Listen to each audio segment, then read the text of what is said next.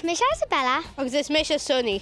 Tá muid an seo sa RDS mar cuid na Babhta Na bPáistí. Tá ag tanú go mór leis an cluiche idir Laighean agus Osprey an seo inniu.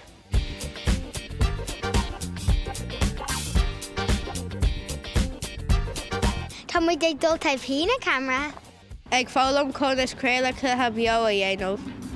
Agus a cuir ceist Ar na saineolaithe Fánaigh linn.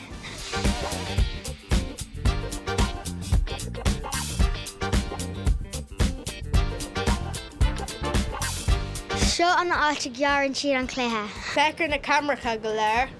Feicir sin an seomra festas. Seo an áit déan siad an tráchtúach go léir ar réith an cluiche. Seo cruinniú líorcáin a bíon an roimh cuile cluiche. Tá muid ag dul suas an seo inis.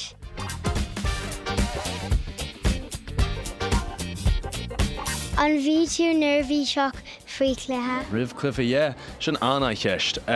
Bíam an nervhí seach ribh cluiche.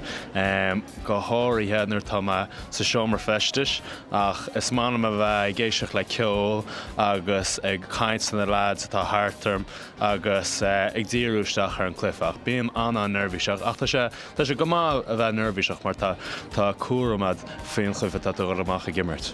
Cé nimró is fearr leat sa. Ó tá lista fádach, tá seappa go bheith céal an daras an nimró is fearr lumsa an nacht agus ba antionchar ag sin ar a gluife. Chun is a fur tú an job seo? Well, bhí me lárthód ar cuiche ar fan na mblianta an job is fearr i TG Ceathair agus bhí sima gúnaam a gúrsaí sport agus nuair tháinig an deise níos a bheith lárthód ar rugbaí bill. Rinne me aglah agus rinne me éisteacht agus bhín tálam go raidil am an job all in the sin. Tá siad ag réitiú don cluiche. Bheith chuirsí an soilte air.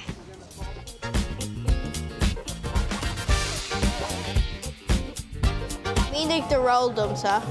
So bím sé gobar le chuig Laighean agus tugam sé airad is na meáin so síalte don grasán an website. Éon rud a chuirmid amachchan san ar na físeáin, so videos, YouTube, TikTok is sin ar fad, so fé mo chóram sa a háin rud san ar fad. Céad for a ceafa bhag ag buint an nocht. Sonny, níl cadach mach freigra bháin a huirtan seo, níl féadlumm na Ospreys rá, so cá me rá go dóilm go méid an bua ag lens rugbaí a nocht. Oh, yeah. Oh, God, that's